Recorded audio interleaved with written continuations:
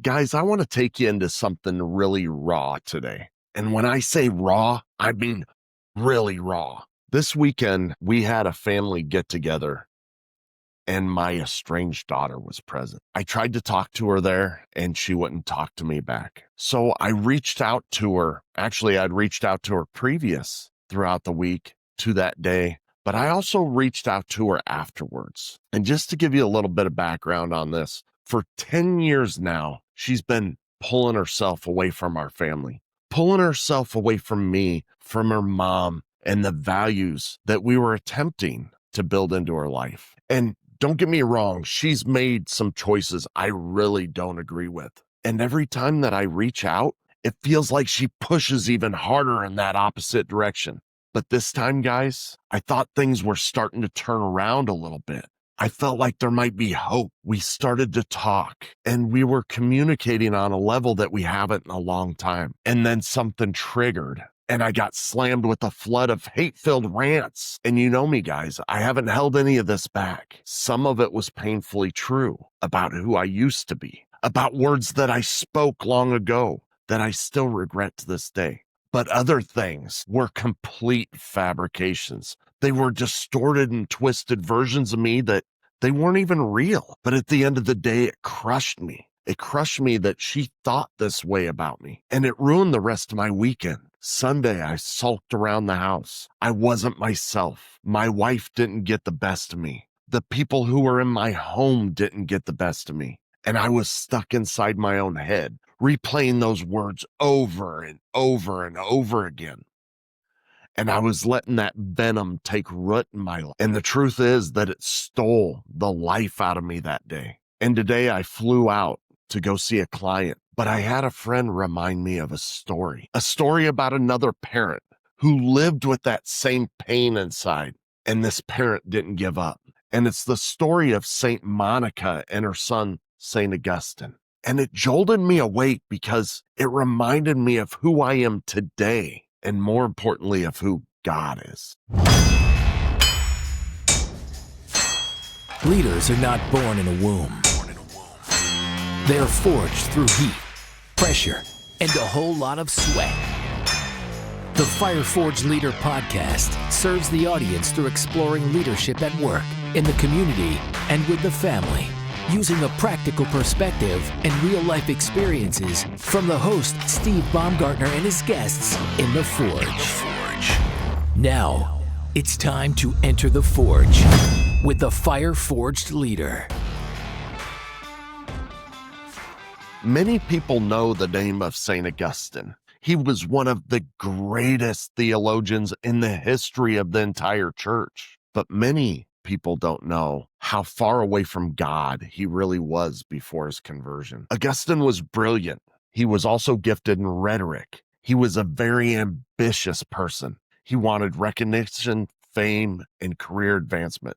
But spiritually, Augustine, well, he was chasing everything except for Christ. He indulged in very immoral behavior. He took on a mistress and he fathered a son out of wedlock with this mistress. He ran after philosophies like Manichaeism and Neoplatonism, and he dismissed Christianity as something unworthy of serious thought. He mocked faith and he chased the world. And yet behind him was his mother, Saint Monica. And Monica refused to give up on her son. She saw him for who God had designed him to be, even when he couldn't see it for himself. And she prayed and she wept. She even sought counsel from bishops, which one even told her, "The child of so many tears cannot perish." And here's what blows me away about Monica. She didn't just pray for a few weeks, a few days, or even a year. She prayed for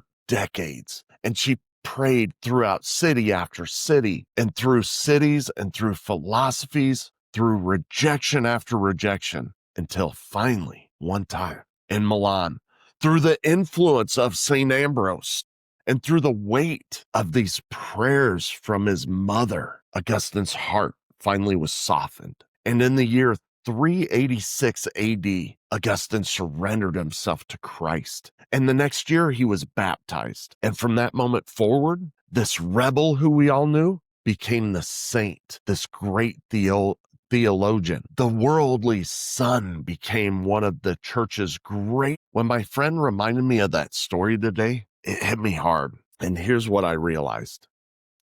Guys, I am not God. I cannot change my daughter's heart.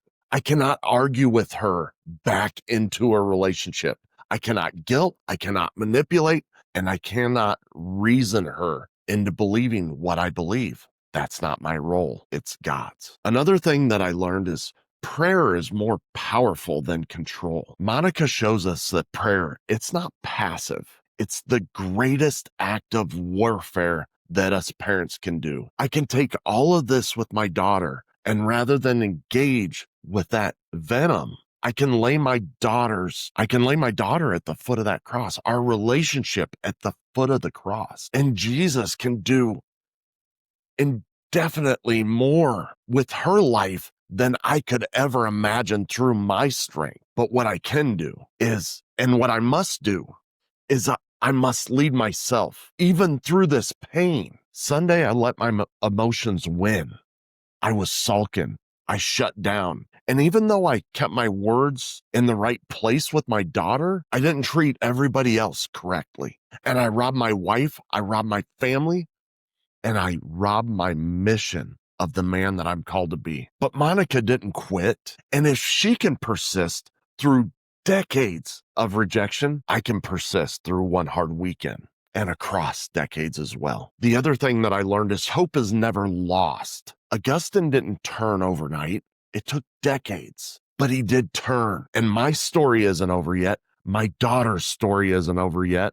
And your story isn't over yet. So if you're listening to this and you've got a son who won't talk to you, a daughter who resents you, a marriage that feels dead, or a relationship that feels beyond repair, hear this. Hear this. You, my friend, are not powerless. The cross is not powerless, and hope is not lost. Now, let me go just one step deeper here, because what some of us are fighting, it's not just a moment, guys. It's not just one rebellious season. It's bigger than that. You know, some people want to call it a generational curse. I don't know if I agree with that terminology or not, but I do know that there's patterns that pass down through families, whether it's anger or addiction, broken marriages, rebellion, shame. The list goes on and on. And unless someone breaks that chain, it's just going to continue to repeat. I refuse to pass down any more baggage to my children than I already have. And I want you to refuse to let your children take on any more baggage as well. So how do we break it? This is where I bring in my Forge method, guys. This is what I do for a living anymore. This is what I've devoted myself to. So let me tell you about the Forge. The F stands for foundation. And this is where we strip away the lies of Satan and we rebuild on the truth of who God says that we are. No more shame, no more false identity, simply his design. The O stands for Overdrive. It's a fancy title for saying that we are going to line everything that we do, our habits, our work, our words, with that unique design. No more half in and half out, which brings us to the R of Rebrand, the third step. And this is where we let everyone around us see that we are no longer that same man. We walk differently, we speak differently, we live differently, and we announce it publicly. And then we go into the guild. And this is where we surround ourselves with other men that are on the same mission. Brothers who can speak life into us the way my friend did for me today. We were never meant to fight this fight alone. We were meant to live in society, to live in community of like-minded people. And that ends up with the E, which is eternal legacy. And that's how we serve our families. We serve our spouses. We serve our children from the place of this new design. We live in such a way that ripple effect outlasts us as men. And guys, that's the Forge method. That's how you stop this generational curse, baggage, whatever you want to call it, dead in its tracks. You don't pass it down, you transform it into a legacy of strength. So here's my challenge for you this week. I want you to take 5 minutes every day and pray by name for the one who's far from you. All right, I'm going to say that again. I want you to take 5 minutes every single day and pray for a specific person who's distant from you. Don't just pray for circumstances to change. Pray that their heart is changed. Pray for God's presence to overwhelm them. Pray like St. Monica did for St. Augustine. And then I want you to lead yourself well. I don't want you to sulk in these moments. Don't shut down. Don't banish the other people from your life. Don't let the enemy use that pain to paralyze you. Learn from my mistake. Show up for your wife. Show up for your kids. Show up for your calling as a leader of your family. Because the truth is, God is writing a bigger story than what you can see right now. If he can take Augustine from rebel to a saint, he can do the same in your family, brother. And if you're ready to stop fighting alone, if you're ready to step into a proven framework for breaking those generational chains, I invite you to walk the Forge method with me. You don't have to figure it out all by yourself. The child of so many tears shall not perish, and neither will the man who refuses to quit. Until next time, continue to forge yourself, brother. It's damn well worth it.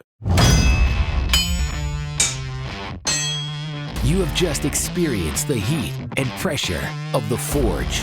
Remember, words without action are meaningless.